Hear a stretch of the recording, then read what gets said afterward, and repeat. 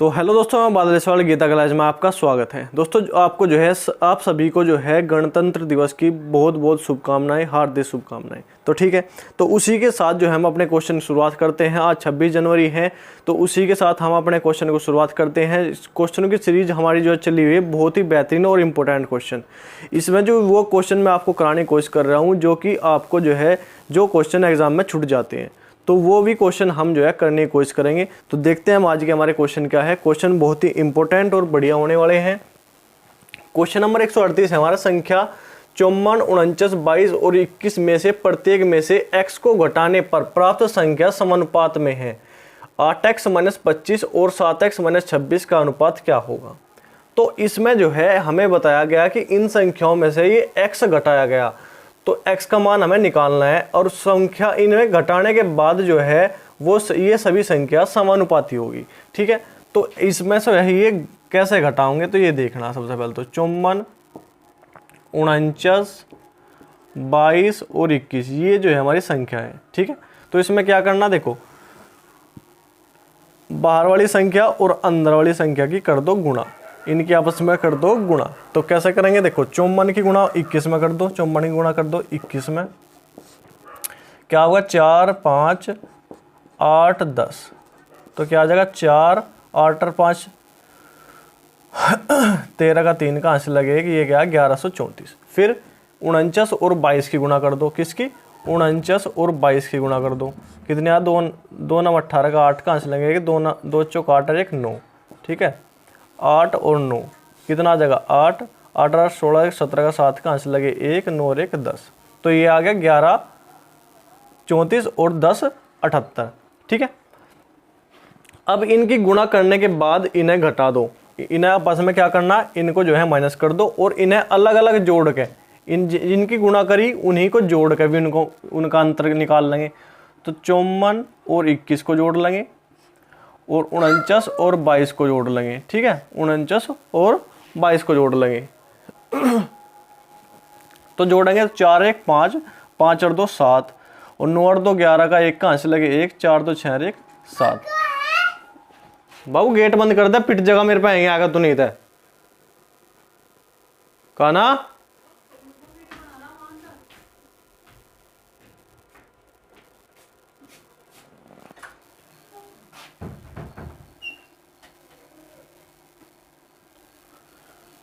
तो इन दोनों संख्याओं को जिनकी हमने गुणा की है उन्हीं संख्याओं को हम जोड़ लेंगे और उनका क्या लेंगे, उनका अंतर ले लेंगे। यहाँ पे अंतर क्या आ जाएगा, यहाँ पे 4 आ जाएगा अंतर, और यहाँ पे हमने गुणा करता है, इनका अंतर कितना आ जाएगा, इनका अंतर आ जाएगा हम 1134 में से 1078 घटाओगे तो क्या होगा 14 में से 8 गए 6, 14 में से 8 गए 6, यहाँ पे क्या बचा, यहाँ पे बच गए 12, 12 में से 7 गए 5, 12 में 7 गए 5। तो ठीक है, अब इसे क्या करना, इस 56 को जो है इन दोनों के अंतर को और इनके दोनों अंतर को इस बड़ी संख्या को इस छोटी संख्या से भाग दे देना। क्या देना, भाग। तो 4 × 4, 4 चौक 16, तो कितना आ गया 14। ये किसका मान आ गया, ये x का मान आ गया। ठीक है, और x का मान हम यहाँ पे टेक देंगे, इनका अनुपात आ जाएगा, क्या होगा 8 × 14 - 25 बटे 7 × 14 - 26। ठीक है,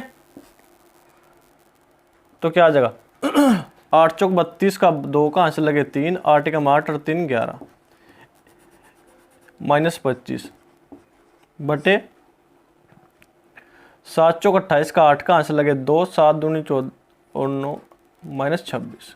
तो क्या आ जाएगा, यहाँ पे घटाएंगे तो हम क्या होगा 12 में से 5 गए 7 और 10 में 2 गए 8, 87 बटे 8 में 6 गए 2 और 9 में 7 2 गए 7। ठीक है, 3 से काट दो इन्हें, 3 दूनी 6, 3 नम 27 और 3 दूनी 6, 3 चौक 12। तो क्या आ जाएगा हमारा, ये इनका अनुपात आ जाएगा 29:24, 29:24। तो इस तरह का अगर क्वेश्चन हमारे पास आता है, 54, 49, 22 और 21 4 संख्या में दी गई है, उसमें कह दिया कि कोई संख्या हमारी घटा दी जाए या जोड़ दी जाए, उसके बाद जो है घटाने के और जोड़ने के बाद जो है संख्या समानुपाती हो जाती है। तो समानुपाती कैसे होगी, बाहर वाली संख्या और अंदर वाली संख्या, एक बार तो बाहर वाली संख्याओं की गुणा अंदर वाली संख्याओं की गुणा, इनकी आपस में गुणा करके इनका अंतर लेना, एक बार इन्हें जोड़ के इनका अंतर लेना, और जो बड़ी संख्या है उसे छोटी संख्या से भाग दे देना, वो हमारा जो है वो संख्या होगी जो हमने जोड़ी या घटाई। उसके बाद जिसका भी मान हमसे पूछा उसी में x का मान रख के हम जो है इसका मान निकाल लेंगे। ठीक है, तो बाहर वाली संख्या की गुणा और अंदर वाली संख्या की गुणा, और जिनकी गुणा करी उन्हें एक बार उनकी पहले गुणा करनी और उनका अंतर लेना, फिर उनको जो है अलग अलग जोड़ना, जोड़ के उनका अंतर लेना, अंतर से अंतर को भाग दे देना है, हमारा जो है क्वेश्चन सोल्व हो जाएगा। उसके बाद क्वेश्चन नंबर 139 है 1/√7 minus √6 minus 1/√6 minus √5 plus 1/√-2 minus 1/√8 minus √7 plus 1/3 minus √8 का मान क्या होगा। रूट यहाँ पे 2 लिखा, देखो यहाँ पे सारे जो है वर्गमूल में है, ये सारी संख्या वर्गमूल है, लेकिन 2 वर्गमूल में क्यों नहीं है, क्योंकि रूट अगर 4 करेंगे हम तो ये 2 आ जाएगा, और यहाँ पे √9 करेंगे तो ये क्या आ जाएगा, ये आ जाएगा हमारा 3। ठीक है, तो कैसी ऐसे जो है हमारे ऐसे क्वेश्चन में करते क्या है, जहाँ पे भी बटे में नीचे रूट हो तो क्या करते हैं, ऊपर जो है इनकी गुणा कर देते हैं, और ऊपर जब गुणा करते हैं तो इनके बीच का चिन्ह बदल जाता है, इनके बीच का चिन्ह बदल जाता है। कैसे, देखो √7 प्लस √6 बटे क्या हो जाएगा, 1 हो जाएगा। ठीक है, माइनस क्यों हो जाएगा माइनस बटे में 1, देखो जब इसकी गुणा ऊपर करेंगे तो ये जो है इसका चिन्ह बदल जाएगा बीच वाले का, और जब नीचे में गुणा करेंगे तो 7 में √7 की गुणा होगी तो 7, √6 में √6 की गुणा होगी तो 6, तो 7 में 6 1 आ जाएगा। ठीक है, उसी प्रकार जो हम लिख देंगे क्या आ जाएगा हमारा यहाँ पे √6 प्लस √5 बटे 1 प्लस यहाँ पे क्या होगा √5 माइनस 2 बटे 1 माइनस यहाँ पे क्या होगा √8 माइनस √7 बटे 1 प्लस यहाँ पे क्या होगा 3 माइनस √8 बटे 1। ठीक है, ये आ गया। अब 1 का तो यहाँ पे अगर नीचे 1 है तो इसका कोई मायने नहीं होता। ठीक है, तो इनका ब्रैकेट खोल लेंगे हम, तो ब्रैकेट खोलने के बाद क्या होगा हमारा, ये होगा हमारा √7 प्लस √6 माइनस, तो अंदर के चिन्ह बदल जाएंगे, √6 माइनस √5 फिर प्लस √5 माइनस यहाँ पे क्या है, यहाँ पे प्लस है माइनस है, देखो प्लस है, और जब ये बदलेगा तो ये प्लस हो जाएगा, तो ये हमने प्लस नहीं करा। ठीक है, तो क्या हो जाएगा +2 माइनस √8 √8 और ये माइनस माइनस प्लस प्लस √7 और प्लस 3 और माइनस √8। ठीक है, तो ये आ गया हमारा। अब देखो काट देना, √7 से ये +7 कट गया। ठीक है, √6 से 6 कट गया। ठीक है, सॉरी यहाँ पे देखो प्लस था और यहाँ पे माइनस आना था ये।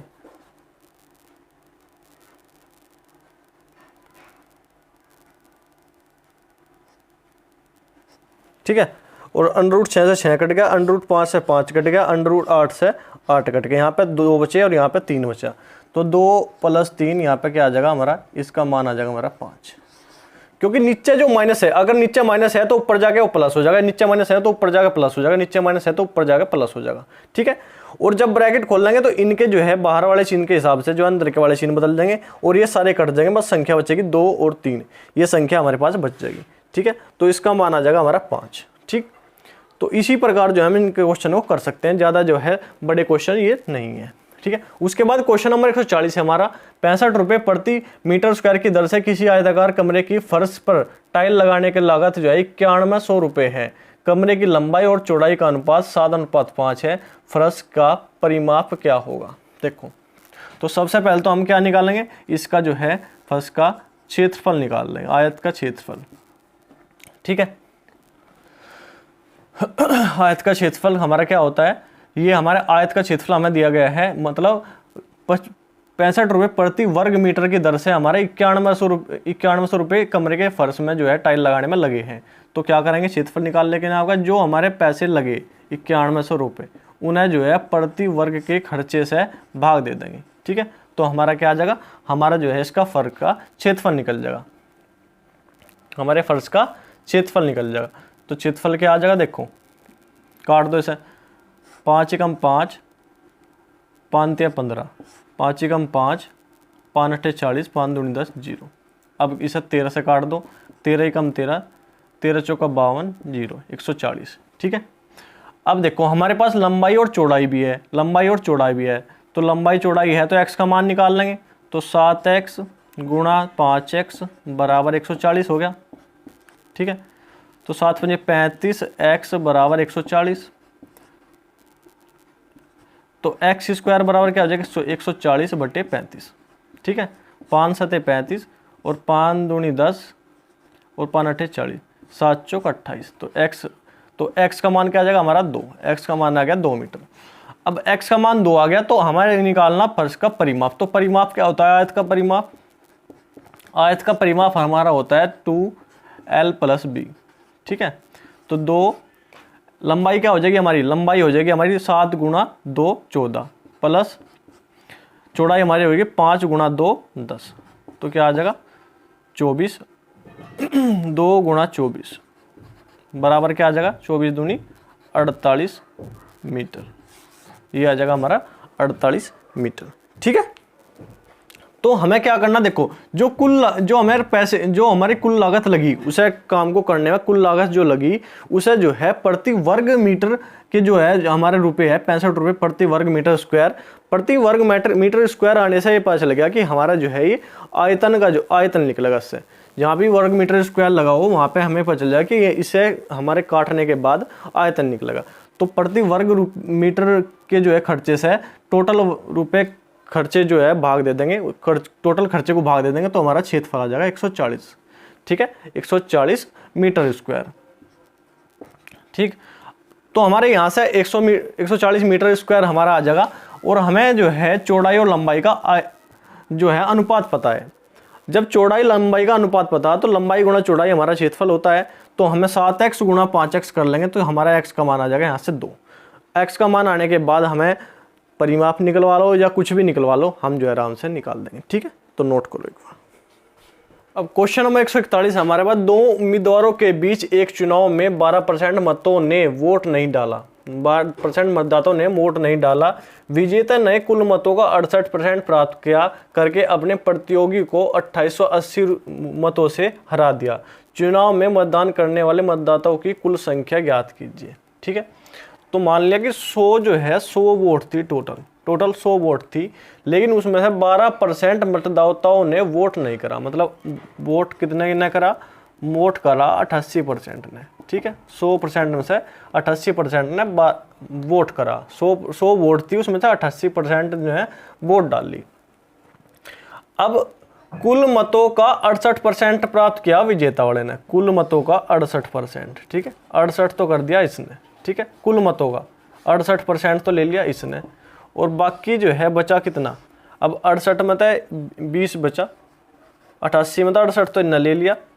कुल मतों का लिया इनने 100 का, मतलब 100 में से 68% तो ले लिया इनने, तो 88 ने टोटल वोट डाली थी, तो 20 ये बचा जो है हारने वाला। तो उसने कहा कि इन दोनों के बीच में जो है जो जीतने वाला है उसने 2880 वोट से ही हराया। तो इनके बीच में कितने की अंतर है, 48% का। कितने का अंतर है, 48% का। और ये किसके बराबर है, ये 2880 के बराबर। मैंने आपको बताया जहाँ भी संख्या के बराबर परसेंटेज आवे तो वहाँ पे क्या करना है, ऊपर संख्या और नीचे परसेंटेज। ठीक है, क्या निकालना हमें निकालना चुनाव में मतदाता करने वाले मतदाताओं की कुल संख्या, जो मतदान करने वाले मतदाताओं की संख्या मतलब 88, तो गुणा कर देंगे 88 से, जो निकालना उसी से कर देंगे गुणा। अब काट दो, 4 एकम 4, 4 दूनी 8, 4 4 4 दूनी 8, 4 दूनी 8। ठीक है, 12 से काट दो, 12 दूनी 24, 12 दूनी 24, 12 चौक 48, 0। 22 0 0, 22 चौक 88 का 8 कहाँ से लगे 8, 22 दूनी 44, 44 45 46 47 48 49 50 51 52, तो क्या आ जाएगा 5280। तो उसने जो वोट करी मतदाताओं ने, मतदाताओं की कुल संख्या जो हमारी आई ये जो आई 88% वह कितने बराबर आई 5280 के। ठीक है। उसके बाद क्वेश्चन नंबर 142 है, एक आदमी धारा की दिशा में 8 किलोमीटर की दूरी एक निश्चित समय में तय करता है और उतने ही समय में धारा के विपरीत दिशा में 6 किलोमीटर दूरी तय करता है। यदि वह धारा की विपरीत दिशा में 24 किलोमीटर की दूरी और धारा की दिशा में उतनी ही दूरी 1 सही 3/4 घंटे में तय करता है तो धारा की चाल ज्ञात करो। अब हमने मान लिया कि धारा का वेग जो है वो है x और नाव की चाल है y। ठीक है, नाव की चाल है y। अब देखो 8 किलोमीटर जाता है वो कितने में, जब धारा की दिशा में जाता है 8 किलोमीटर धारा की दिशा में जब जाएगा तो क्या होगा, नाव की चाल और धारा का वेग जुड़ जाएगा तो x + y, समय बराबर दूरी बटे चाल। तो अब इसके बराबर क्या है, ये 8 के बराबर क्या है, समय तो हमेशा बराबर लगाना से। इसने क्या कहा, उतने ही समय में वो विपरीत जो आ जाता है तो x - y ये इसकी चाल होगी। ठीक है, तो यहाँ से x का मान निकाल लेंगे, क्या हो जाएगा 2 से काट लो, 2 चौक 8 2 3 6। ठीक है, तो क्या आ जाएगा 4x - 4y बराबर 3x + 3y। ठीक है, तो 4x - 3y बराबर 4 और 3 7y, तो x बराबर क्या आ गया 7y। ठीक है, तो x बराबर क्या आ जाएगा 7y, x बराबर 7y हमारा आ गया। ठीक, तो यहाँ से x का मान आ गया हमारे पास 7y। उसने कहा बाद में क्या कहा उसने यहाँ से, यदि वह धारा की विपरीत दिशा में 24 किलोमीटर जाता है और उतने ही धारा की दिशा में जाता है, उन दोनों को जो है इस समय उतने ही में कुल समय जो लगता है वो क्या लगता है 1 सही 3/4। ठीक है, तो समय बराबर क्या होता है दूरी बटे चाल। अब चाल हमारे पास क्या है, चाल हमारे पास जो है जब धारा के विपरीत जाएगा तो क्या लगेगा, धारा की दिशा में लगा तो x + y और धारा की विपरीत जाएगा तो x - y। ठीक है, और जब इनका समय टोटल लगा वो क्या लगा 4 × 4 3 7/4 घंटे। ठीक, अब यहाँ पे x है, x बराबर क्या है 7y, तो x बराबर 7y रख देंगे। 7y यहाँ हो जाएगा 7y और एक y कितना हो जाएगा 8y, तो 24/8y प्लस यहाँ पे क्या हो जाएगा 24/7y - y कितना है 6y बराबर 7/4। ठीक है, 8 × 24 6 चौक 24, तो क्या आ जाएगा 7, ऊपर क्या आ जाएगा 7/y बटे बराबर क्या आ जाएगा 7/4, तो 7 से 7 कट जाएगा। y बराबर क्या आ जाएगा हमारा, y बराबर आ जाएगा 4 किलोमीटर प्रति घंटा। y किसका मान था, y हमने माना था नाव की चाल। ठीक है, तो ये क्या आ जाएगा, ये आ जाएगा हमारा 4 किलोमीटर प्रति घंटा, और वही हमें निकालना था धारा की चाल 4 किलोमीटर प्रति घंटा। ठीक है, तो यही हमें निकालना था और यही हमारा जो है आ गया 4 किलोमीटर प्रति घंटा। ठीक, तो x मान के भी हम जो है इस तरह क्वेश्चन को जो है हम कर सकते हैं, कोई ऐसी दिक्कत नहीं है। x मान लेंगे तो x जो हमें निकालना वो x मान लो, जो नहीं दिया गया है वो x मान लो, y मान लो। धारा का वेग और धारा की चाल जो है हमें नहीं दी गई है, नाव की चाल और धारा का वेग नहीं दिया है, उसे x y मान लेंगे और सब कुछ हमें दे रखा, तो उसी प्रकार हम जो है उसकी समीकरण बना के हम निकाल लेंगे। ठीक है, क्योंकि हमें पता है कि अगर कोई भी नाव धारा की दिशा में जागी तो उसमें धारा का वेग जुड़ जाएगा, अगर कोई भी नाव जो है धारा के विपरीत जागी तो उसमें से धारा का वेग जो है घट जाएगा। ठीक है, तो हमारे में यहाँ पे y का मान आ जाएगा y बराबर 4, तो y बराबर क्या, धारा की चाल हमारे पास आ जाएगी क्या 4 किलोमीटर प्रति घंटा। ठीक है, तो आज के लिए क्वेश्चन इतने थे। क्वेश्चन बहुत ही इंपॉर्टेंट और बढ़िया है, तो अगर क्वेश्चन आपको समझ में आ रहे हैं, डिस्कशन आपको अच्छा लग रहा है, पढ़ाने का तरीका आपको अच्छा लग रहा तो वीडियो को लाइक करो, चैनल को सब्सक्राइब करो और कमेंट करिए होता है वीडियो आपको कैसी लगी। तो ठीक है, आज के लिए इतना ही, धन्यवाद, जय हिंद।